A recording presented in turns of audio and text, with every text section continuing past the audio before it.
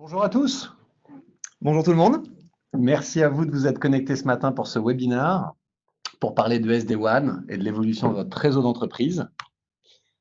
Aujourd'hui, on est dans un contexte où votre récit est en train de migrer vers le cloud.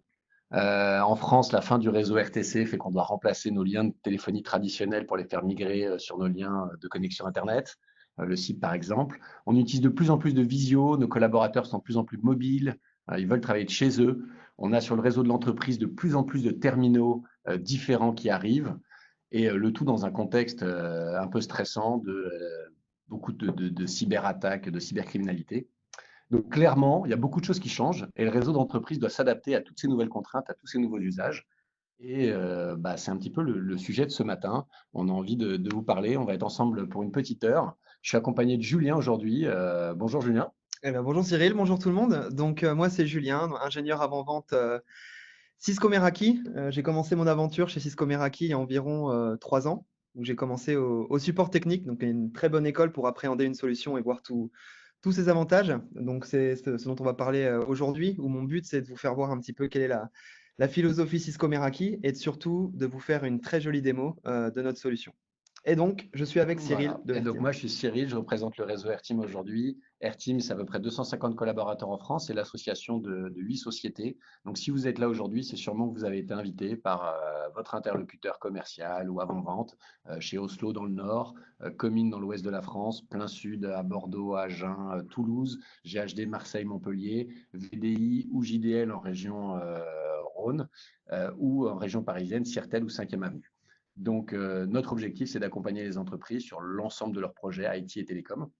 Et voilà, donc on a des partenariats forts avec des éditeurs importants de ces secteurs. Et donc, on a souhaité faire ce webinaire aujourd'hui pour vous présenter les outils Cisco Meraki qui peuvent permettre justement de faire évoluer votre réseau d'entreprise. Très bien. Alors, Cisco Meraki, on va commencer par une petite introduction. Je sais que beaucoup de monde, en tout cas tout le monde quasiment, je pense, connaît Cisco. Cisco Meraki peut-être un petit peu moins. Juste pour vous faire une brève présentation sur Meraki, il faut savoir que c'est issu d'un projet étudiant en 2006, dont le but était de simplifier l'utilisation des réseaux. Même en 2006, on avait un constat qui était assez criant. Tout tendait à se simplifier. L'arrivée des smartphones, quasiment plus aucune ligne de commande sur des ordinateurs. Donc tout le monde autour de ces tuyaux-là se simplifiait, sauf l'utilisation des réseaux qui étaient toujours très complexes à configurer. Donc ces étudiants, en 2006, du MIT à Boston, ont voulu mettre en place un projet Wi-Fi dont le but était d'avoir des points d'accès qui étaient managés par le cloud. Donc là, je rappelle, on est en 2006, ça reste un projet qui est quand même assez en avance dans son temps. Et ce projet-là a eu un très grand succès. Il a été tout d'abord financé par Google et Sequoia en 2006. Ces étudiants à Boston ont très rapidement migré vers San Francisco, là où tout se passe, euh, pour que cette entreprise, donc Meraki, soit rachetée par le géant Cisco en 2012 pour former aujourd'hui Cisco Meraki. Donc finalement, aujourd'hui, chez Cisco, nous allons avoir deux types de solutions. Les solutions managées, disons plus en ligne de commande, qui est la solution Cisco traditionnelle que nous connaissons tous, et la solution Cisco Meraki qui va être gérée par le cloud. Donc, quand je parle de solutions gérées par le cloud, le but ici, ça va être de simplifier. Alors attention, je vais utiliser le mot simplifier pas mal de fois aujourd'hui. Quand je parle d'un réseau simple, je ne parle pas d'un réseau simpliste. Quasiment tout ce que vous pouvez faire sur un réseau traditionnel, configurer des SSID, gérer son SD-WAN, gérer des règles de traffic shaping, etc., etc. Vous allez pouvoir le faire sur un équipement Meraki, mais de façon beaucoup plus simple. Donc, comment on va simplifier tout ça? On va avoir une interface d'administration unique, qu'on appelle aussi le dashboard. Donc finalement, vous pouvez prendre votre navigateur web préféré, Internet Explorer, Firefox, Chrome, vous vous connectez sur ce qu'on appelle le dashboard et vous allez pouvoir monitorer votre ou vos équipements Cisco Meraki. On va le voir tout au long de ce webinaire. Ce qui fait la beauté de Cisco Meraki, c'est que ça va être à destination d'absolument tout type de compte, tout type de projet. On va pouvoir installer du Meraki sur des sites très petits, à taille réduite, avec des équipes informatiques peu nombreuses qui veulent de la simplicité sur l'utilisation de leur réseau. Et on peut monter jusqu'à des clients assez énormes, comme Starbucks par exemple. Donc voilà. Meraki, ce qui fait sa beauté, c'est qu'on va pouvoir répondre aux besoins de tout ces types de clients. Donc comme je disais, on a les points d'accès qui ont commencé en 2006. Nous avons les commutateurs qui sont arrivés après. La partie pare-feu SD-WAN, où on va faire un petit focus avec Cyril aujourd'hui. La partie System Manager qui permet de gérer des flottes de téléphones, des flottes d'ordinateurs, donc une flotte mobile finalement. La partie vidéo protection et la partie MI, performance applicative, dont on dira un petit mot tout à l'heure.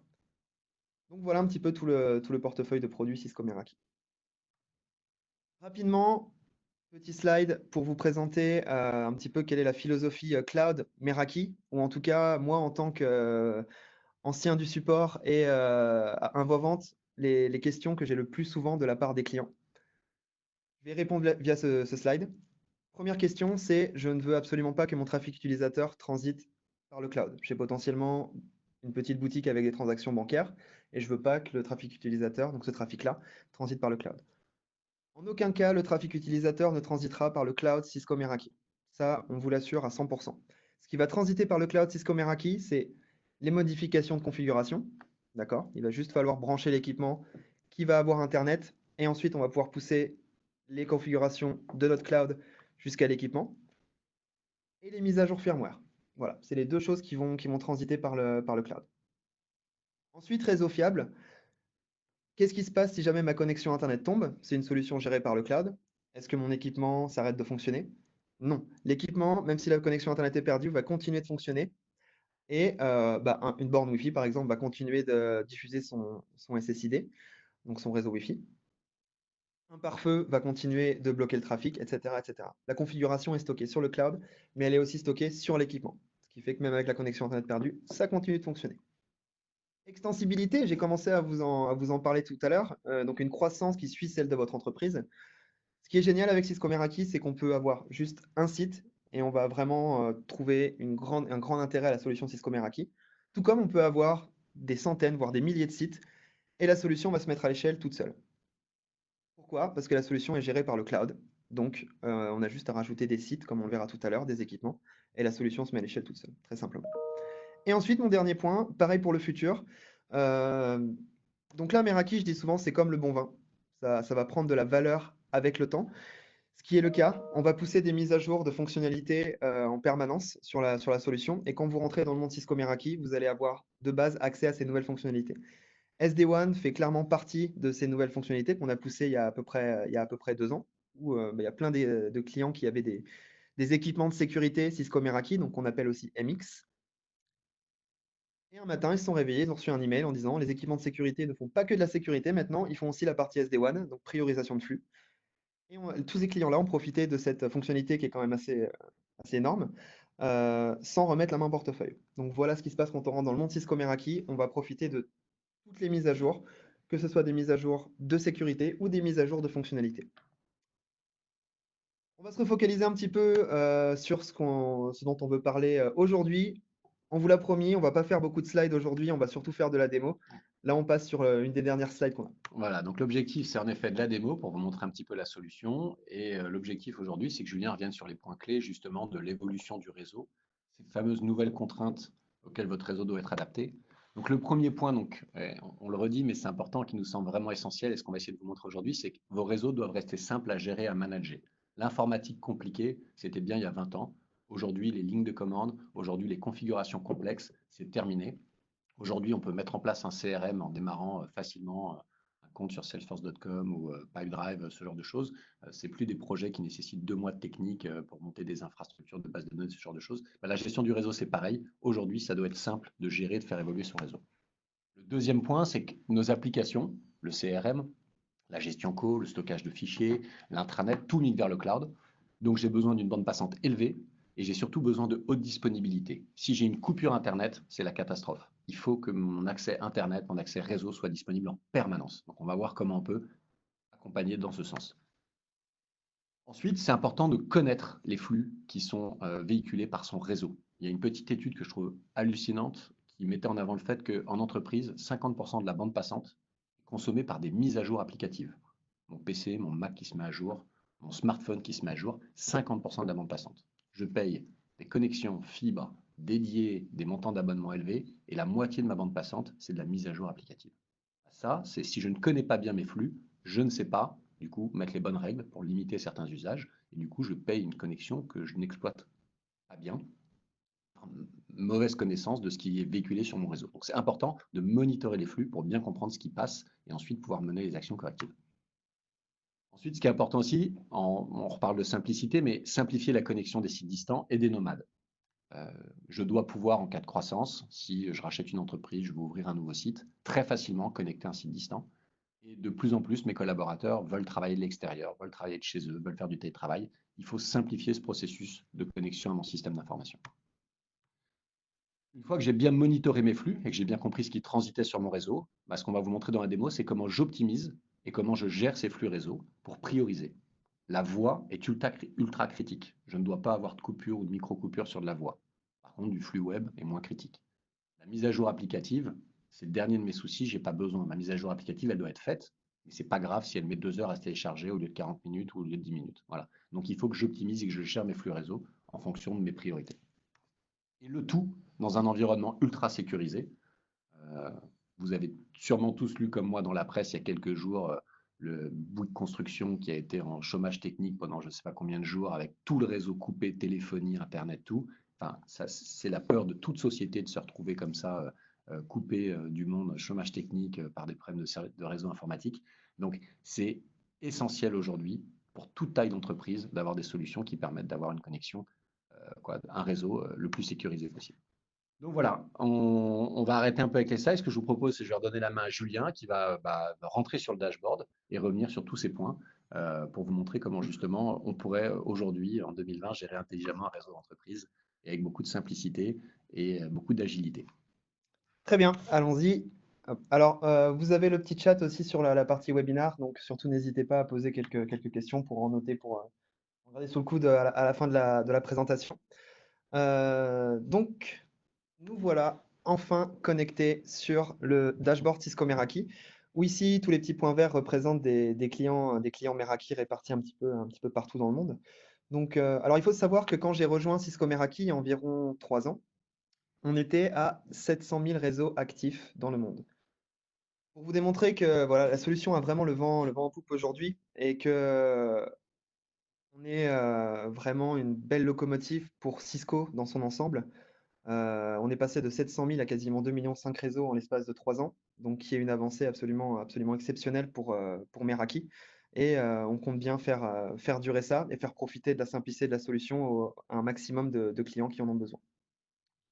Donc pour vous faire voir à quoi ressemble le dashboard Cisco Meraki, je vais me connecter sur un réseau existant, sur un réseau réel.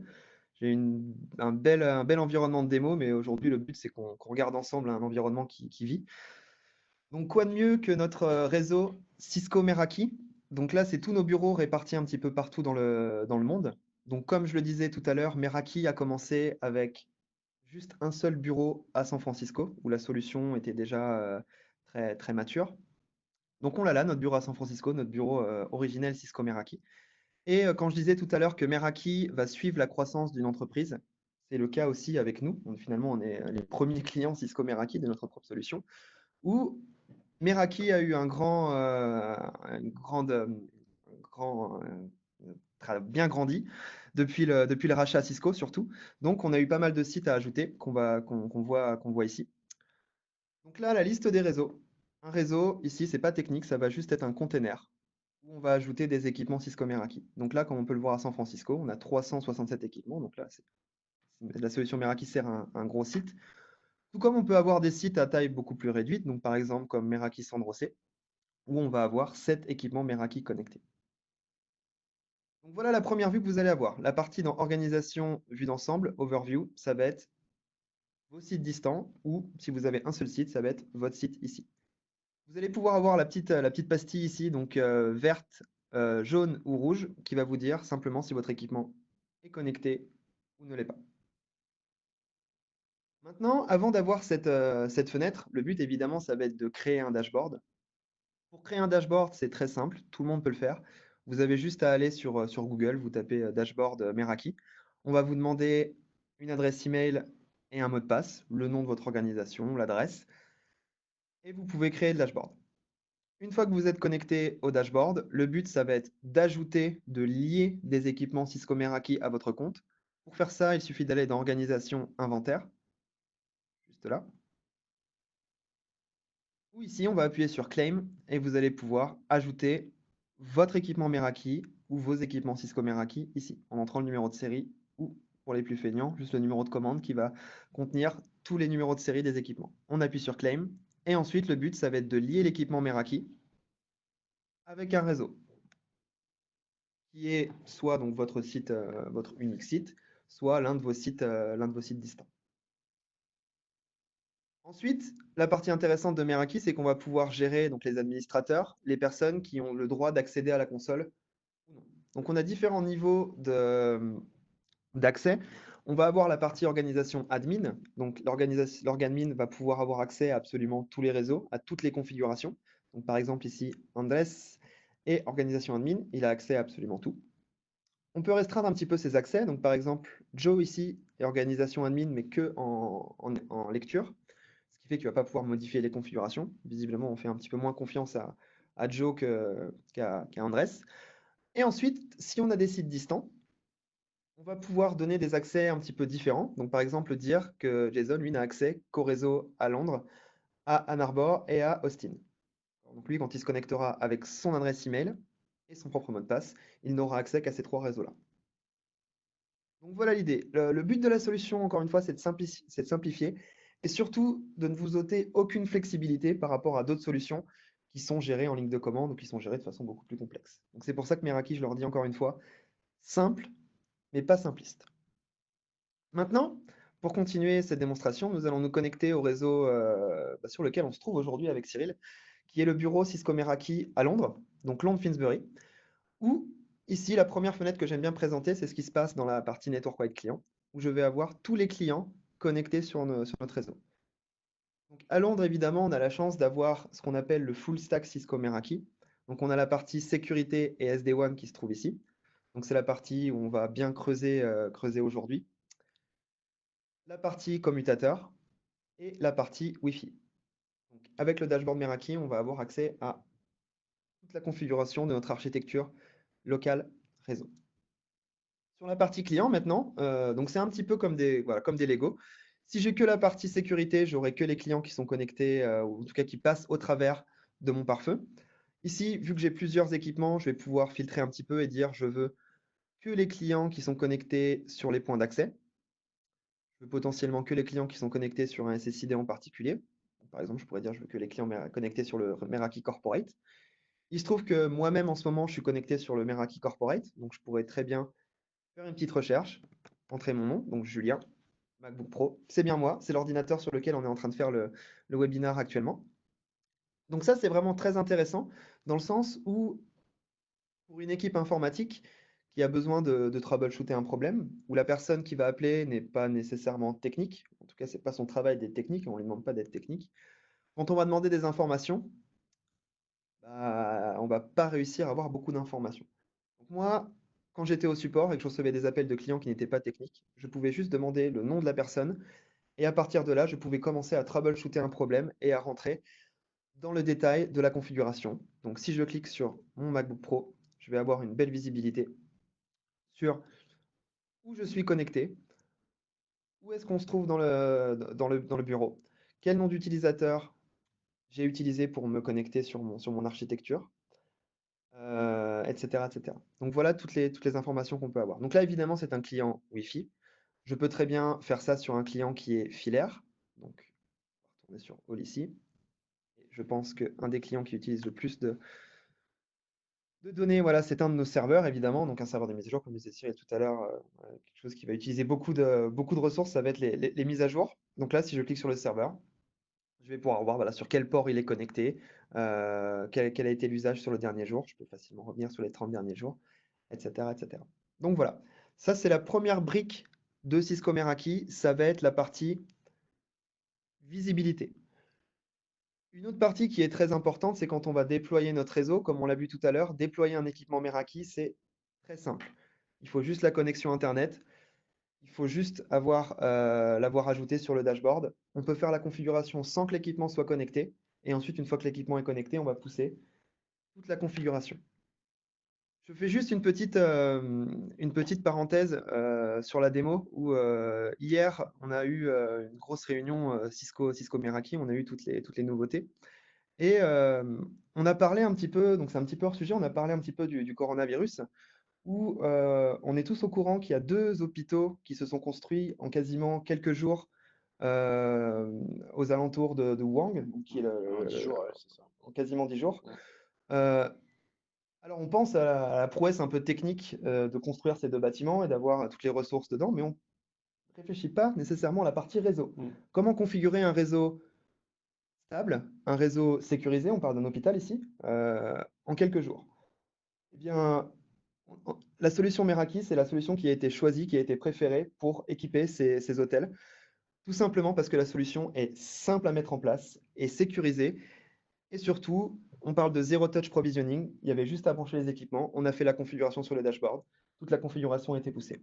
Donc aujourd'hui, sur des contextes où on veut quelque chose de rapide à installer, de simple à manager, qui va se mettre à l'échelle, la solution Meraki va généralement être clairement dans le top de la liste. Donc voilà, cette petite parenthèse, ça m'avait bien surpris et pour moi, ça me conforte dans l'idée que Meraki est vraiment une belle solution pour faire ça. Maintenant, revenons à la partie démonstration où on va parler de la partie sécurité et SD-WAN, donc rentrer dans le vif du sujet. Tout à l'heure, on parlait donc de haute disponibilité, Mm. d'avoir différents liens à manager. Donc moi, je vais vous faire voir l'équipement Cisco Meraki qui s'occupe de la sécurité, qu'on appelle le MX ici. Donc sur le MX, nous allons avoir ici 2 connexions Internet, donc WAN 1 et WAN 2. Et le but ici, ça va être d'utiliser ces 2 connexions Internet de façon intelligente. Pour faire ça, on va se retrouver dans la partie SD-WAN et Traffic Shaping. Ici. Et sur cette partie, on va pouvoir donc premièrement mettre en place des limitations de trafic sur le lien Internet 1 ou Internet 2. D'accord? Donc des limitations en termes de mégas. On va pouvoir surtout utiliser la partie Uplink Selection ici. Donc ça, c'est exclusivement réservé pour le trafic Internet.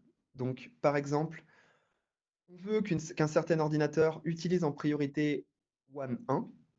D'accord. Ici, on a configuré WAN 2 comme étant le lien primaire. Donc par défaut, par défaut, tout le trafic Internet va sortir par WAN 2. On pourrait activer le load balancing et dire je veux que la moitié du trafic sorte par WAN 1, l'autre moitié par WAN 2. Nous, on l'a désactivé, on utilise quelque chose de plus intelligent, qui sont les flow préférences ici. Pour cet ordinateur en particulier, je ne veux pas utiliser WAN 2, je veux utiliser WAN 1. Donc par exemple, un serveur qui va être très gourmand en consommation Internet, je vais lui dire, tu vas utiliser ma 2e connexion Internet. Donc on va pouvoir très facilement jouer entre ces 2 liens, ici, donc sur la partie flow préférences. Ensuite, c'est bien joli de pouvoir jouer avec tous ces flow préférences.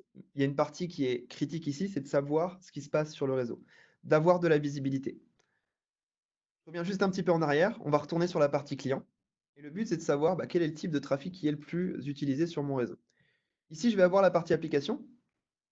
Je vais avoir voilà, un petit graphe qui va nous permettre de voir quelles sont les applications les plus utilisées sur mon réseau sur le dernier jour. On peut remonter assez rapidement sur les 30 derniers jours, histoire d'avoir le plus d'informations possible. Et ici, si je clique sur la partie application, je vais pouvoir voir les applications les plus utilisées. Donc de l'UDP, de l'Amazon. Donc vous pouvez voir, vraiment notre réseau Meraki est assez représentatif parce que ça reste un réseau d'entreprise. On promet qu'on travaille de temps en temps, ça n'a pas l'air comme ça, mais on travaille. Mais mine de rien, les trafics quasiment le plus représenté, ça va être du trafic YouTube. On a même du Netflix qui traîne.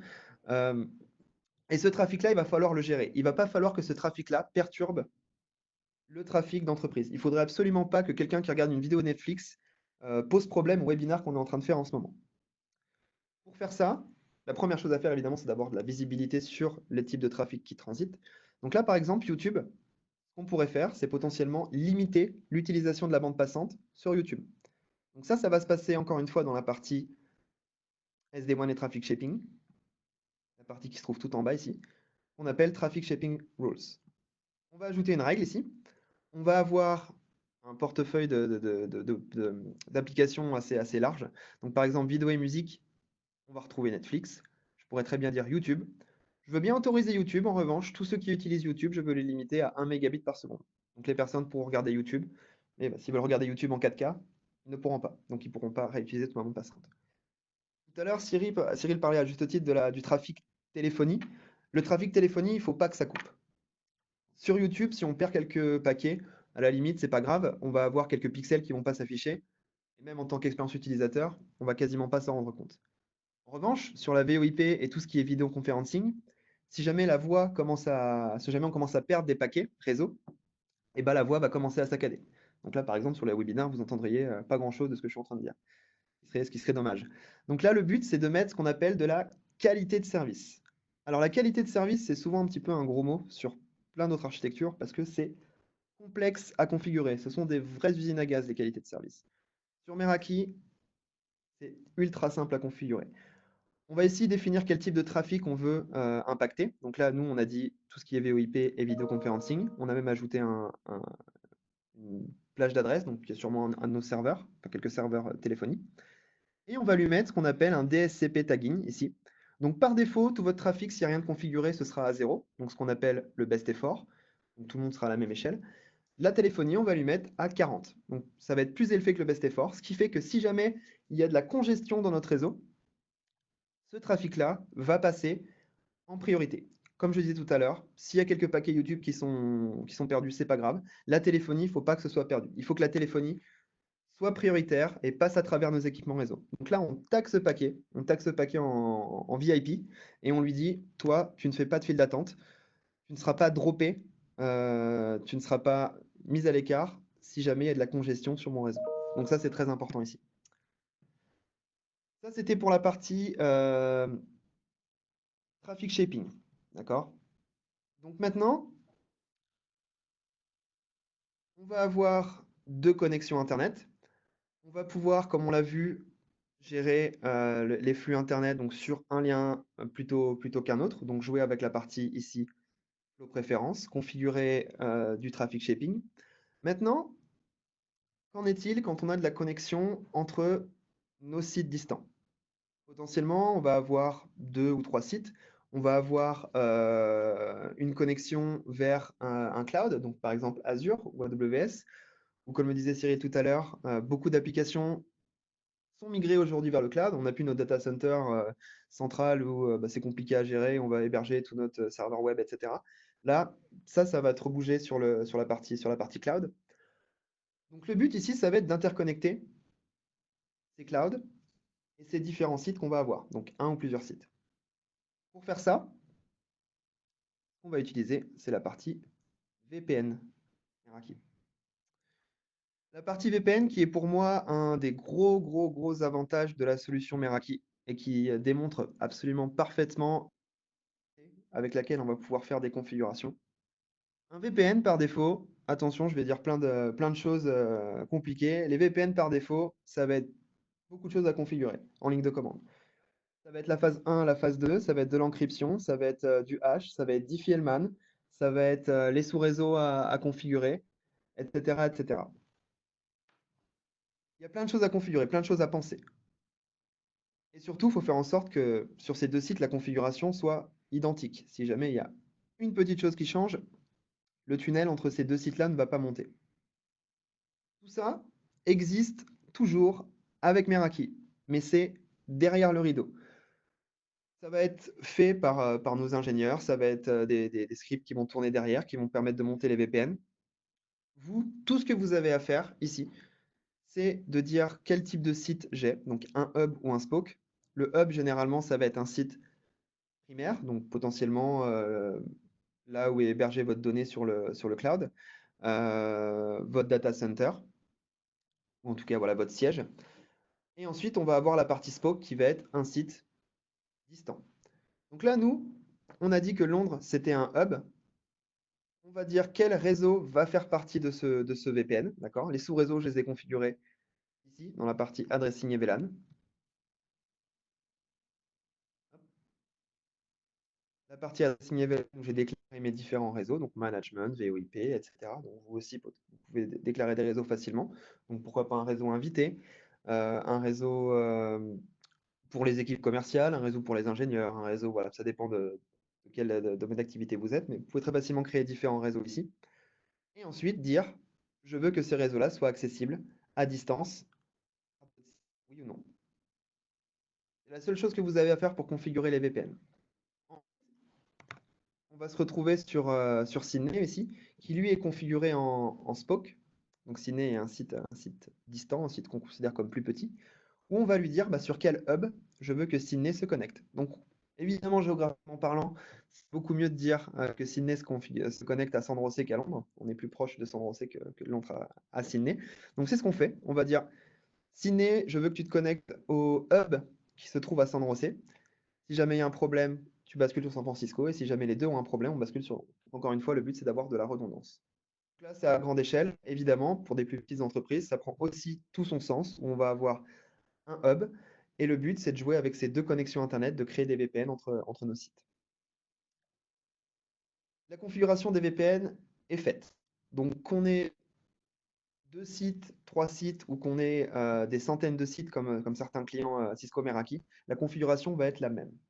C'est vraiment l'intérêt de Meraki où ça va plaire à des petites entreprises comme à des multinationales. Maintenant, la partie visibilité. À chaque fois avec Meraki, on commence à un petit peu avoir l'habitude depuis le début de ma démo. Il y a de la simplicité de configuration, mais il y a toujours une visibilité derrière. Qu'est-ce qui se passe avec mes VPN? Est-ce qu'ils sont bien montés? Est-ce que tout fonctionne? Je vais pouvoir voir tout ça ici, dans la partie VPN statut. Ici, je vais voir l'état de mes VPN. Donc là, à Sydney, on a dit qu'elle était connectée à 3 sites, donc à Londres, à San Francisco et à San José. Tout est vert, ça veut dire que tout est bon. On va pouvoir voir l'utilisation. Donc, on a dit qu'on était connecté à San José en priorité, donc évidemment, l'utilisation est beaucoup plus importante de Sydney à San José. La latence est moindre, donc bonne nouvelle, quoique sur San Francisco, on n'est pas trop mal. Et visible, c'est notre site central, San Francisco, il y a tous nos serveurs, donc c'est là où finalement il y a le plus de données, transit. Et on va voir la partie connectivité. Donc là, en tout cas, sur les 30 derniers jours, nous n'avons pas eu de perte de connectivité sur notre architecture VPN. Très bien. État des lieux. On a 2 connexions Internet à Sydney. On va le voir ici. WAN 1 et WAN 2. Et nous avons 2 connexions Internet à Londres. On va prendre Londres. Donc maintenant, nous avons un VPN créé entre ces 2 sites. Nous avons finalement plusieurs routes de créer entre ces 2 sites. Maintenant, le but, ça va être de jouer avec ces routes de façon intelligente, en fonction de l'état de ces routes et en fonction de l'application. Et ça, c'est ce qu'on appelle plus communément le SD-WAN. Et c'est ce qui va se trouver dans cette partie-là, sécurité et SD-WAN. Donc là, pour ça, je vais rester sur mon réseau à Sydney. Admettons, j'ai mon site distant et je veux configurer ma partie SD-WAN. Pour faire ça, on va configurer des performances de classe, d'accord, où on va déterminer une latence maximum en millisecondes, une gig maximum en millisecondes et une maximum de perte de paquets. D'accord? Ici, donc en fonction, je peux déterminer quelle application je veux utiliser, donc que ce soit la du Office, une application de vidéoprotection, je dois envoyer de la donnée, une application d'échange de fichiers, etc., etc. Donc là où je vais lui spécifier une latence maximum autorisée, gig maximum autorisé, une maximum de perte de paquets. Et ici, j'ai la partie SD-WAN, où je vais pouvoir dire, par exemple, pour tout ce qui est trafic Office, entre mes sites, je veux utiliser WAN 1. Et si jamais WAN 1 a des mauvaises performances en suivant la performance de classe que j'ai configurée juste avant, je veux basculer sur WAN 2. Donc si jamais je dépasse un certain seuil que j'ai fixé juste avant, je vais pouvoir basculer sur ma deuxième connexion Internet. Ça, c'est le cœur de la solution SD-WAN. Donc, j'attends pas que mon lien soit coupé pour rediriger mon trafic. Je Exactement. redirige mon trafic dès que j'ai un lien qui baisse un petit peu en qualité. Si j'ai un peu trop de pertes, si j'ai un lien qui bagote, qui n'est pas très stable, bah, je route mon trafic sans qu'il soit coupé. Donc, c'est plus intelligent qu'un failover de dire, voilà, j'ai une coupure, je zappe. Non, ça, c'est si ma qualité n'est plus suffisamment bonne par rapport au cahier des charges que je me suis fixé, je route mon trafic. Exactement. On ne va pas attendre que la téléphonie bagote Mm. et que finalement les utilisateurs aient une mauvaise expérience de la téléphonie, par exemple. Il va falloir basculer sur notre deuxième lien. Et c'est tout l'intérêt d'avoir deux liens, voire un troisième lien en 4G. On n'en a pas encore parlé, mais tous les équipements Meraki ont la capacité d'avoir un lien 4G de secours. Et il va falloir basculer et pas attendre que les utilisateurs appellent en disant la téléphonie, ça marche pas, il faut faire quelque chose. Donc là, c'est la partie intelligente. C'est vraiment la partie SD-WAN. Alors évidemment, ce qu'on va pouvoir faire, c'est faire une partie un peu plus bête. On pourrait dire très bien, Office 365, je veux que ça passe par WAN 1 et je vais failover sur WAN 2, basculer sur WAN 2, si le lien est tombé. Ensuite, on a évidemment des classes de trafic prédéfinies pour la partie VoIP, qui est très souvent utilisée. Ou ici, on va dire, je veux que la VoIP passe sur WAN 2 et je veux basculer sur WAN 1 si jamais la VoIP est mauvaise. Donc ici, on va utiliser quelque chose de standard. Attention, c'est pas un protocole propre à Cisco Meraki, c'est quelque chose qui est utilisé partout dans l'industrie, qui est le MOS, MOS, qui est une note entre 0 et 5 de la qualité expérience utilisateur sur la téléphonie. Donc ça va prendre plein de paramètres en compte. Le but, c'est d'avoir cette note-là, et on considère que si on est en dessous de 3,5, la qualité utilisateur est mauvaise, l'expérience utilisateur est mauvaise, et si on est au-dessus de 3,5, la qualité, l'expérience va être bonne. Donc on va utiliser ça. Et là, on va dire, utilise WAN 2, et si jamais on descend en dessous de 3,5 sur cette donnée-là, on va basculer sur WAN 1. On pourrait très bien dire, je veux juste utiliser, hop là, le meilleur lien pour la VoIP, tout simplement. Donc voilà le but. On récapitule. On a une belle visibilité qui va nous permettre de prendre des très belles décisions sur la partie traffic shaping et sur la partie redirection de flux. Nous avons nos deux connexions Internet, voire notre troisième connexion Internet qui va nous permettre de faire du backup sur le cellulaire si jamais on a un souci. On a configuré nos VPN entre nos sites. On a suggéré via la partie SD-WAN ici de la redirection de trafic intelligente.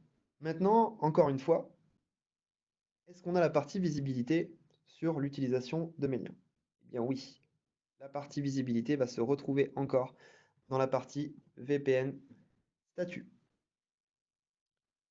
Ou ici, donc on est toujours à Sydney, nous avons nos trois sites. Maintenant, je veux voir quelle est la qualité des liens entre Sydney et Londres. Est-ce qu'on pourrait faire de la téléphonie entre Sydney et Londres, par exemple? Donc là, je vais cliquer ici. Et je vais avoir différents graphiques. Je vais avoir 4 graphiques. Alors, c'est très simple. Ces 4 graphiques-là, ça correspond aux différentes connexions Internet. On se rappelle, Londres, j'ai 2 connexions Internet. Sydney, j'ai 2 connexions Internet. Donc ici, on va avoir 4 tunnels de créer entre nos sites. On va avoir Sydney connexion Internet 1 vers Londres connexion Internet 1, Sydney connexion Internet 1 vers Londres connexion Internet 2, Sydney Internet 2 vers Londres connexion 1 et Sydney 2 vers Londres 2. Et ensuite, on va avoir nos graphiques avec les 4 paramètres dont on parlait tout à l'heure. Donc là, nous sommes sur les 2 dernières heures. On pourrait très facilement remonter sur le dernier mois, sur la dernière semaine, sur le dernier jour. Et ici, on va voir en termes de latence, en termes de gigs, en termes de perte de paquets et en termes de MOS, quelle est la qualité de ce lien. En tout cas, de ces liens entre mes différents sites. Ici, on va avoir les performances de classe que j'ai configurées avant pour voir si jamais ça pourrait fonctionner. Et en l'occurrence, ici, de Sydney à Londres, en tout cas, faire de la voix, c'est pas exceptionnel ici. Parce qu'on a déterminé une latence de 200 millisecondes, une gig de 20 millisecondes et une perte de paquet maximum de 2%. On peut voir qu'ici, sur la latence, on est toujours bien au-dessus des 200 millisecondes, donc potentiellement. Londres, Sydney et Londres, c'est peut-être pas le meilleur cocktail pour interconnecter les sites. Donc là, vous allez avoir vraiment une très belle visibilité sur ce qui se passe sur le réseau et encore une fois, voir un petit peu comment améliorer et comment utiliser ces deux connexions Internet de façon beaucoup plus intelligente. Petite parenthèse, il faut savoir que ces deux connexions Internet que nous avons là, la solution Meraki est totalement agnostique, ce qui veut dire que vous pouvez utiliser la connexion Internet que vous voulez. Ça peut très bien être un routeur 4G qui est branché, ça peut être un lien fibre qui est fourni par AirTeam, ça peut être un MPLS existant, ça peut être absolument tout ce que vous voulez, même un pigeon voyageur si à partir du moment où il y a un câble RJ45 ça va fonctionner. Voilà, ça peut être n'importe quelle connexion Internet qui est branchée sur la partie MX. même un MPLS. Ce qui fait que la solution va se mettre à l'échelle toute seule. Voilà, les connexions Internet aujourd'hui sont robustes et vont nous permettre de monter très haut sur les débits et d'avoir des latences vraiment très acceptables. Et bah, le but ici, comme je l'ai dit depuis le début, ça va être d'avoir potentiellement 2 ou 3 connexions, jouer avec elles pour faire en sorte d'utiliser la meilleure connexion au meilleur moment pour l'application que nous sommes en train d'utiliser. Donc voilà pour la partie SD-WAN Cisco Meraki. Maintenant, il y a un autre volet qui est très important, qui est la partie sécurité. On revient à l'hôpital, aux 2 hôpitaux qu'on a déployés avec Meraki. Évidemment, il faut une grosse Mm. partie sécurité pour pouvoir déployer ça. Pareil, vous, sur vos sites distants, vous allez avoir besoin de sécurité. Pareil, sur votre site unique, potentiellement, vous allez avoir besoin de sécurité. La sécurité, c'est assez souvent complexe à configurer. Du coup, on tire quasiment 10% de la solution que nous avons installée sur notre site. Avec Meraki, le but, c'est d'en tirer le maximum. La partie sécurité va se trouver sur différents onglets, ici, dans la solution. Ça va se trouver dans la partie Firewall. Ça va se trouver dans la partie Threat Protection, protection des menaces. La partie Content Filtering, qui vont se trouver ici. La partie Firewall, donc, qui est faite avec le MX, donc l'appliance de sécurité Meraki. On va pouvoir retrouver des choses, ma foi, classiques, donc les ACL, des règles de niveau 3, voilà, où on va dire telle adresse IP ne va pas communiquer avec telle adresse IP. Comme ça, voilà, c'est un petit peu plus compliqué, mais tous les pare-feux ont ça. Des règles de sécurité beaucoup plus simples, parce que c'est du niveau 7, donc c'est de l'application. Donc ça, pour le coup, ça parle à tout le monde. On va pouvoir mettre en place une règle où on va dire, eh ben, par exemple, tout ce qui est peer-to-peer, je veux le bloquer. Je ne veux pas que mes employés ou un réseau invité, par exemple, téléchargent le dernier épisode de la série à la mode en torrent. Donc je veux bloquer tout ce qui est peer-to-peer. Pareil, j'ai vu sur mon application, sur ma partie client, que beaucoup de personnes regardent Netflix. Et je ne veux pas que sur mon réseau d'entreprise transite du Netflix.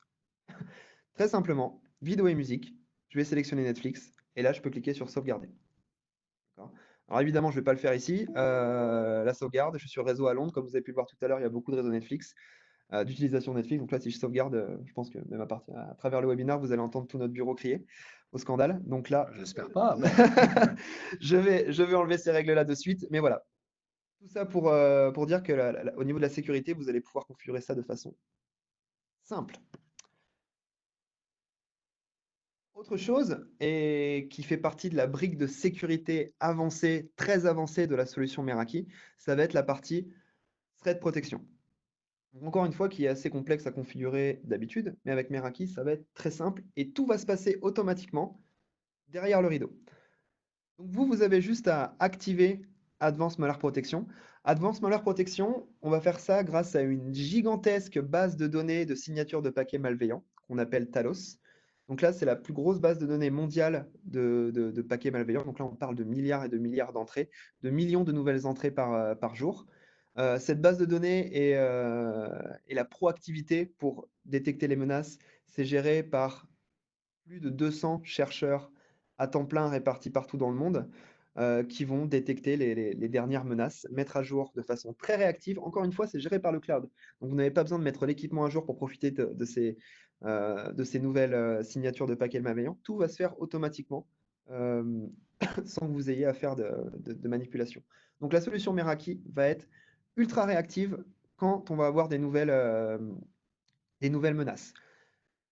Ici, on va pouvoir potentiellement whitelister certaines URL. Donc, on va se dire, par exemple, voilà, que des URL, on les reporte potentiellement comme des attaques, mais en fait, c'est des choses que vous pouvez, que vous considérez comme OK. Donc, vous pouvez mettre les URL ici. Pareil, quand vous téléchargez un fichier. Donc là, vous pouvez mettre donc, ce qu'on appelle le hash du fichier pour dire, voilà, je vais autoriser le téléchargement de ce fichier. On a aussi la partie détection et prévention d'intrusion. Donc, si jamais quelqu'un essaye de rentrer dans votre réseau, si jamais quelqu'un essaye de scanner des ports, rentrer sur votre site web que vous hébergez chez vous, prendre le contrôle d'une machine, on a la possibilité de bloquer cette personne. Donc là, on est vraiment sur de la sécurité ultra avancée, même si ça reste très simple à configurer. Et évidemment, encore, je vais me répéter, la configuration est simple, mais derrière, évidemment, il nous faut une belle visibilité sur ce qui se passe. La visibilité sur la partie protection d'intrusion et la partie menace va se trouver dans le Security Center. Juste là. Le Security Center qui va nous apporter des informations sur quand est-ce que j'ai eu des événements. Donc là, on peut voir que bah, les jeudis, généralement, on a quelques événements qui sont là. Quels sont les clients les plus affectés sur mon réseau? Donc là, on a un équipement Android visiblement qui est affecté. Si je clique sur ce client-là, évidemment, je vais pouvoir dire voir les détails du client. Et là, ça va me rediriger vers la fenêtre du client, une fenêtre qu'on a déjà vue tout à l'heure, qui se trouve ici. Je vais pouvoir voir d'où viennent les sources des attaques. D'accord? Potentiellement, si jamais que je vois que la source des attaques vienne particulièrement d'un pays, ça peut arriver, ce serait pas impossible, ce serait pas la première fois que des attaques viennent en permanence de Russie, par exemple, et on va se dire, bon, la Russie, ça suffit, je veux plus qu'il y ait de trafic qui vienne ou qui parte vers la Russie. Donc, ce que je vais faire dans la partie Firewall, je vais dire, sur la partie Layer 7, Country, je veux bloquer tout ce qui va et vient de la Russie. Donc, la Russie, c'est un exemple parmi tant d'autres. Évidemment, là, des attaques peuvent venir de partout. Mais le but, ça va être de voir ce qui se passe, visibilité, et ensuite agir. C'est ce qu'on va pouvoir faire très simplement ici. Évidemment, dans la partie Mix Event, ici, je vais avoir tous les événements qui sont passés au cours des derniers jours. Et on va pouvoir voir voilà, d'où viennent les attaques, donc la source, la destination, qu'est-ce qui s'est passé, quelle action a été prise. Donc là, en l'occurrence, ça a été bloqué. Dernière brique de notre solution de sécurité, ça va être la partie content filtering ici, où le but, ça va être de bloquer des catégories de sites web.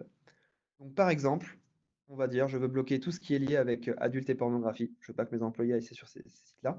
Ou alors, je gère une école. Je ne veux pas que les étudiants aillent sur ces sites-là. Je vais pouvoir le bloquer très facilement ici. Vous avez un petit outil pour rechercher une URL pour savoir à quelle catégorie appartient un site web. Donc, par exemple, on peut taper facebook.com ici et normalement, ça va être du social networking. Voilà. Alors, une fois, j'avais fait une petite fausse de frappe. Depuis, j'utilise souvent cet exemple. Admettons, au lieu de Facebook, je tape Facebook avec 2 B ici. Check URL ici. Nous sommes non plus sur un site de social media, mais un site de phishing. Donc, il va falloir. Donc, ça peut être intéressant de bloquer par défaut tous les sites de phishing pour éviter le phishing et encore plus. Exactement. Phishing et other fraud. Voilà. Très bien. Donc, le but de la solution Meraki, c'est évidemment de vous apporter de la sécurité. Très longtemps, la sécurité a été réalisée sur un gros site central où on redirigeait tout le trafic sur un site central. Pour moi, la sécurité doit être au plus proche possible des utilisateurs. Et encore une fois, le but, ça va être d'utiliser les liens de façon intelligente. Les connexions Internet qui aujourd'hui sont surchargées. Ça ne sert à rien d'envoyer un flux qui va être bloqué vers un data center tout au bout. Le but, c'est de bloquer le flux avant qu'il soit envoyé, avant qu'il utilise notre connexion Internet. Donc ici, c'est ce qu'on va faire sur la solution Meraki. Donc voilà, j'espère que la démo vous a plu. Donc pour récapituler, la démo, on a parlé d'une belle visibilité. J'espère que même pour les moins techniques d'entre nous, tout a été compris, que la solution a été simple. En tout cas, voilà, c'est quelque chose qui n'a pas été compris. Évidemment, on reste disponible avec toute l'équipe Airteam et moi-même pour rentrer plus en profondeur. Là, je vais repasser la main à Cyril sur la petite slide. Voilà. Allons-y. Voilà, donc en synthèse, la bonne résolution 2020, il n'est pas trop tard pour se donner des bonnes résolutions pour cette année. C'est donc d'adapter son réseau à ces nouveaux usages. On a vu que ce soit au niveau de la sécurité, que ce soit au niveau du besoin de qualité élevée, au niveau de la multiplicité des accès et de la redondance entre mes liens d'accès, c'est important d'avoir un réseau qui est adapté à ces nouveaux usages et un réseau que je peux faire évoluer facilement sans se faire mal à la tête. Je vais revenir juste rapidement sur la partie haute disponibilité. Aujourd'hui, plus que jamais, et dans ce contexte de migration vers le cloud et d'usage de plus en plus critique, on fait de plus en plus de visio, de plus en plus de réunions en ligne, on fait passer la téléphonie de plus en plus justement sur les connexions Internet. C'est vraiment essentiel d'avoir des connexions Internet fiables et avec du backup. On a beau avoir la meilleure des garanties de temps de rétablissement, on n'est jamais à l'abri de travaux de génie civil. En France, je crois que c'est 450 coups de pelleteuse par semaine qui font des coupures fibre. Et quand il y a un coup de pelleteuse qui fait une coupure fibre dans une rue, c'est une coupure qui va mettre plusieurs jours. On a beau avoir avec son opérateur, quel qu'il soit, on va avoir plusieurs jours de coupure. Donc c'est essentiel d'avoir du backup. Nous, aujourd'hui, vous le savez, on est partenaire historique depuis des années avec l'opérateur SFR.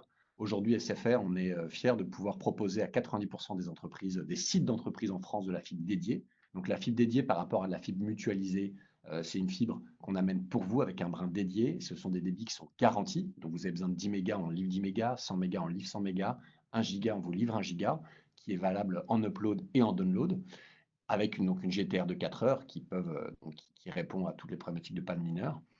Maintenant, ces fibres dédiées, donc moi, ça me semble essentiel qu'une entreprise base sa connexion principale sur une fibre dédiée, qui est justement la garantie de robustesse, de débit garanti. Maintenant, cette fibre dédiée, ça semble très pertinent de l'associer soit à une deuxième fibre qui peut être une fibre mutualisée, soit à un lien cuivre, ce qui permet d'avoir une technologie secondaire pour avoir un deuxième lien. Et aujourd'hui, même avoir un ADSL en WAN 2, par exemple, c'est assez pertinent pour avoir justement la capacité de router ses flux en cas de coupure du lien principal. Je reviens sur la 4G. Aujourd'hui et déjà depuis 2 ans qu'on travaille main dans la main avec Cisco Meraki, on propose systématiquement à nos clients de leur livrer de la 4G en complément sur les routeurs. Alors historiquement, on pouvait soit livrer des routeurs 4G, soit des petites clés USB 4G qu'on mettait derrière les routeurs. Ce qui atteignait ses limites quand on met le firewall dans une baie informatique au -1 dans l'entreprise. Cisco Meraki vient de lancer un nouveau produit qui est une gateway mobile, justement, qu'on peut positionner un peu n'importe où dans les bureaux, donc près d'une fenêtre, là où la couverture est optimum, et qui va permettre de piloter la connexion cellulaire complètement depuis le dashboard. Donc ça prend encore plus de sens. Et donc aujourd'hui, je pense vraiment que c'est un bon investissement de ne pas négliger une très bonne connexion Internet principale avec un lien de backup et si nécessaire en plus un lien 4G, qui est finalement la seule garantie qu'en cas de coupure génie civil dans la rue, le site garde une connexion Internet. Et c'est vrai qu'aujourd'hui, un site coupé sans connexion Internet, on n'a plus accès au CRM, on n'a plus de téléphonie, on n'a plus accès à ces outils métiers, plus de messagerie, c'est vraiment le chômage technique. Donc ça me semble vraiment essentiel. Voilà, donc on a la chance d'avoir une très bonne couverture et éligibilité sur l'ensemble du territoire français. Euh, donc voilà, un lien fiable et très haut débit, associé à un backup et éventuellement un backup 4G. Ça semble être une bonne résolution. Et donc le tout associé à des équipements de nouvelle génération. Voilà.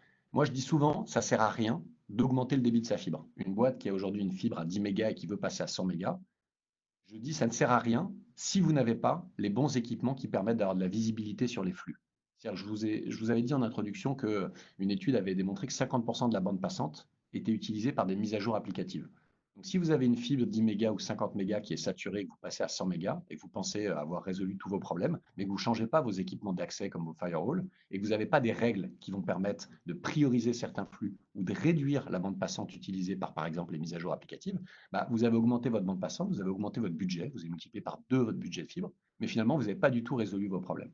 Donc je pense que vraiment, les deux vont de pair, et c'est pour ça qu'on essaie de le proposer en bundle depuis maintenant plus de 2 ans, nos fibres avec les accès MX, appareils de sécurité Cisco Meraki. Ces équipements associés aux liens d'accès vont permettre justement d'avoir un accès à Internet optimisé, sur lequel justement on regarde ce qui passe et on optimise les connexions en fonction des usages. La bonne nouvelle, c'est qu'en tant que participant à ce webinaire, et grâce donc, à notre partenaire avec Cisco Meraki, on veut proposer à chaque visiteur, si vous n'avez pas déjà bénéficié de ces promotions par un webinaire passé, de recevoir gratuitement une borne Wi-Fi Cisco Meraki avec 3 ans de licence. Ça, ce qui est très intéressant, alors on a parlé beaucoup de firewall et ce qu'on va vous offrir, c'est une borne Wi-Fi, mais ce qui est très intéressant avec cette borne Wi-Fi, c'est que, vous avez 3 ans de licence, vous avez accès au dashboard, et la borne Wi-Fi, elle permet un petit peu de démarrer une maquette parce qu'elle va vous permettre d'accéder à toutes les règles de firewall de niveau 7 qu'on a vu. C'est-à-dire être capable de dire, attention, YouTube ne doit pas consommer plus de 10% de ma bande passante ou plus de 2 mégas. Attention, je mets une priorité forte sur les appels voix ou sur la visio. Tout ça, vous pouvez le tester avec le Wi-Fi. Et le Wi-Fi, c'est aussi important que le firewall parce que mettre les meilleures règles sur le firewall, c'est super, mais si les règles ne sont pas aussi existantes sur le réseau Wi-Fi, vous avez le risque d'avoir une connexion qui est parfaitement priorisée en sortie d'entreprise, j'ai envie de dire, mais tous vos smartphones connectés à votre Wi-Fi, si jamais il y a des smartphones qui téléchargent des mises à jour et qui saturent une borne Wi-Fi, un utilisateur qui va faire du Teams, du Skype ou qui va utiliser son softphone sur son smartphone, il peut avoir finalement une connexion de mauvaise qualité s'il est sur un Wi-Fi qui ne gère pas la priorisation. Et c'est là où ça a tout son sens d'avoir un réseau informatique où on gère les priorités de bout en bout. toutes ces règles qu'on a vues de priorisation applicative, de gestion des flux, il faut les mettre en place sur le Wi-Fi, mais il faut aussi les mettre en place donc, sur les firewalls. Donc, donc ça a tout son sens d'avoir une gamme Cisco Meraki où je suis équipé avec du Wi-Fi Cisco Meraki, DMX Cisco Meraki, des switches Cisco Meraki. Comme ça, j'ai une visibilité de bout en bout sur l'ensemble de mes flux et j'ai des règles cohérentes sur l'ensemble de mes flux. Voilà, ça ne sert à rien de prioriser sur mon firewall. Si je ne priorise pas sur mon Wi-Fi, je peux me retrouver quand même avec des problématiques de voix dégradée. Donc, normalement, en tant que participant à ce webinaire, vous allez être contacté rapidement pour vérifier vos coordonnées, vérifier si vous êtes éligible et recevoir cette board avec ces 3 ans de licence. Je vous invite fortement à vous rapprocher de la personne qui vous a invité à ce webinaire. Si tout ce qu'on a vu aujourd'hui vous intéresse, voilà, on est disponible pour faire un rendez-vous avec vous, pour en parler. Nos partenaires, nos interlocuteurs Cisco Meraki sont basés à Londres, mais sont disponibles pour faire des réunions à distance ou se déplacer. Ils viennent de temps en temps en France. Donc, il n'y a pas de problème. Voilà. Il y avait quelques petites questions. Je ne sais pas si on va pouvoir répondre à toutes les questions. Donc, ceux qui doivent y aller, en tout cas, on est pile sur le timing, je crois. Mais je vous remercie fortement de votre présence. Une personne demande System Manager, est-ce que c'est pour gérer les smartphones? Tout à fait. System Manager, c'est une solution de MDM, Mobile Device Management, qui permet de gérer aussi bien des smartphones Android qu'iOS, aussi bien des PC Windows que Mac, des Apple TV, des ordinateurs sous Chrome OS. Et c'est un gestionnaire de devices qui va vous permettre de pousser des règles de sécurité, de définir des stratégies de sécurité par groupe. Je peux définir des stratégies de sécurité sur mes commerciaux, leur pousser automatiquement certaines applications. Voilà, on peut avoir des profils très restrictifs. Si j'ai des vendeurs dans des points de vente, je veux leur donner une tablette et j'ai envie que sur la tablette, il n'ait accès qu'à un seul outil qui est mon catalogue en ligne. Et ben, je vais verrouiller mes tablettes pour n'avoir accès que à cet outil-là. Si j'ai des techniciens sur le terrain qui ont besoin de 4-5 applications, mais je ne veux pas qu'ils puissent installer Facebook et Instagram sur leur smartphone, et ben, je vais pouvoir désactiver les stores applicatifs, par exemple. Donc voilà, donc System Manager, c'est une solution qui est donc complètement intégrée au dashboard, qui me permet d'aller jusqu'au bout et en même temps de gérer ça. Je vois des questions sur les whitelists et les politiques de sécurité, Julien. Oui. Est-ce qu'on peut faire ces politiques qu'on a vues, par exemple les whitelists ou ce genre de choses, mais les faire par groupe ou par utilisateur plutôt que de les faire au global pour toute ma société? Ouais, très bonne question. Effectivement, c'est un point que j'ai pas abordé, mais un point très, très important. Toutes ces règles de sécurité là, donc là, comme on les a configurées, c'était pour tous les utilisateurs. Donc finalement, tous les utilisateurs qui ont une group policy qu'on considère comme normale. Donc ici, on va voir la liste des utilisateurs, la policy, on va la retrouver sur normal. Alors, je vais me connecter sur Londres, on aura un petit peu moins d'utilisateurs, ce sera plus visible. Donc là, vous voyez, on a des politiques de sécurité qui sont appliquées. Donc normal, c'est tout ce dont on a parlé, tout ce qui va se trouver dans Firewall, Traffic Shaping, etc. On peut whitelister complètement un client aussi, donc ça veut dire qu'aucune règle ne va lui être appliquée. Donc là, ce qui est assez marrant, on s'en est rendu compte je m'en suis rendu compte il y a 2 semaines, c'est Marc, qui est notre responsable informatique, qui s'est complètement whitelisté. Donc Marc n'a absolument aucune limite de trafic. Bon, c'est l'avantage d'être le responsable informatique du réseau, parce qu'on peut faire notre configuration pour nous. Pour répondre à la question, effectivement, on va pouvoir configurer donc, ce qu'on appelle des groupes policy, ici, donc dans Network Wide Group Policy. Et tout ce dont on a parlé, on va pouvoir le mettre en place dans des règles que nous allons appliquer de différentes façons. Donc soit on va l'appliquer directement sur un utilisateur, comme ici. On peut l'appliquer sur un VLAN en particulier. Donc par exemple, dans la partie addressing et VLAN, je vais pouvoir appliquer ma group policy sur ce VLAN. Ou alors, je vais pouvoir pousser encore plus loin et appliquer ma group policy sur un client en fonction du groupe Active Directory dans lequel il se trouve. Donc, on peut vraiment pousser la solution très loin. Donc, pour répondre à la question, oui, c'est possible et on peut le faire de façon assez simple. Donc, ici, vous voyez, sur un VLAN en particulier, je vais pouvoir dire tel groupe policy. Et ici, mes groupes policy sont configurés ici. Où je pourrais très bien dire, par exemple, ici, on a nos YouTube. Toutes les règles dont on a parlé tout à l'heure. Limite de bande passante, c'est ici. Règle de niveau 7, c'est ici. Traffic shaping, c'est ici. Donc potentiellement, on a un réseau téléphonie et sur ce réseau téléphonie, on va mettre une groupe policy particulière, on va mettre le fameux champ DSCP, voilà, etc., etc. Donc beaucoup de flexibilité et surtout beaucoup de visibilité, encore une fois, sur l'application de ces groupes policy. Ok, super, merci beaucoup. Juste une petite question pour terminer. Si j'ai des switches qui ne sont pas des switches Cisco Meraki et que j'ai quelques switches Cisco Meraki, est-ce que toute la partie VLAN et tout, c'est des choses standards? Je peux avoir une infrastructure qui est mutualisée, qui est mixte? Est-ce que ça pose pas de problème? Aucun problème. Ok. Effectivement, donc tous les équipements Meraki, que ce soit du Wi-Fi, si on n'a que du Wi-Fi Meraki, on peut le connecter à des commutateurs d'une autre marque ou du Cisco traditionnel, il n'y a pas de souci. Petite parenthèse, effectivement, tout ce qui est Cisco traditionnel, ou autres équipements managés en ligne de commande ne seront pas managés Par le dashboard. par le dashboard. En revanche, on aura quand même une belle visibilité. Donc, pour faire la transition sur la partie switch, donc il y a encore beaucoup de choses à dire sur la partie switch. On va pas recommencer à faire un webinar. On va avoir une jolie topologie de notre architecture qui se fait automatiquement Si j'ai des switches Cisco Meraki. avec les switches Cisco Meraki. Mais l'intérêt, c'est qu'on va aussi voir si jamais il y a des switches d'autres marques. Donc là, c'est le petit losange qui se trouve ici, qui est un switch Cisco Meraki, un 4005, classique, traditionnel. Cisco, pas Meraki, chez moi, un Cisco Un Cisco, un Cisco pas Meraki. Et juste une autre question, puis si par contre j'ai des sites qui ont aujourd'hui des firewalls qui ne sont pas des Cisco Meraki, est-ce que je peux monter des tunnels VPN ou pas? Alors, Oui. je peux monter des tunnels VPN. On va pouvoir monter des tunnels VPN, donc notamment dans la partie site à site VPN qui se trouve ici. Si je descends tout en bas, vous allez voir qu'il y a la partie configurer un nom Meraki VPN, Ok. juste ici. Alors attention parce qu'on perd tout l'avantage. Voilà. Donc on peut avoir une infrastructure avec mixte, avec d'autres équipements. Maintenant, ça a du sens de le faire de façon temporaire et de migrer à terme, puisque la puissance est un des éléments principaux qu'on a voulu mettre en avant dans ce webinaire, c'est la simplicité de gestion. On perd la partie simplicité visibilité. Voilà. Écoutez, je vais regarder après s'il y a d'autres questions. On reste disponible pour vous répondre individuellement là-dessus. En tout cas, merci beaucoup à tous pour votre présence à ce webinaire ce matin. J'espère que les démos vous ont intéressé, que ça vous a donné envie d'en voir un petit peu plus. Je vous laisse revenir vers l'interlocuteur commercial qui vous a invité à ce webinaire. N'hésitez pas à aller faire un petit tour en effet sur le site de Cisco Meraki dans la partie product où on voit justement les différents équipements wireless, les différents équipements de sécurité, de switching. Voilà. N'hésitez pas, voilà, revenez vers l'interlocuteur commercial qui vous a invité à ce webinaire pour caler un petit rendez-vous qui pourra se faire avec, pourquoi pas, en visio, un interlocuteur Cisco Meraki si nécessaire, ou avec des avant-ventes Airteam qui maîtrisent parfaitement ces produits, puisque voilà, on travaille main dans la main avec Cisco Meraki depuis presque 3 ans maintenant à intégrer leurs solutions au niveau national. Et on a de très bons retours d'expérience client et une bonne expertise justement sur l'ensemble de ces solutions. Merci à tous pour votre présence. Je vous souhaite à tous une bonne journée, une bonne fin de semaine. Et puis sûrement à très bientôt pour un prochain webinaire. Merci à tous. Au revoir. Merci, au revoir.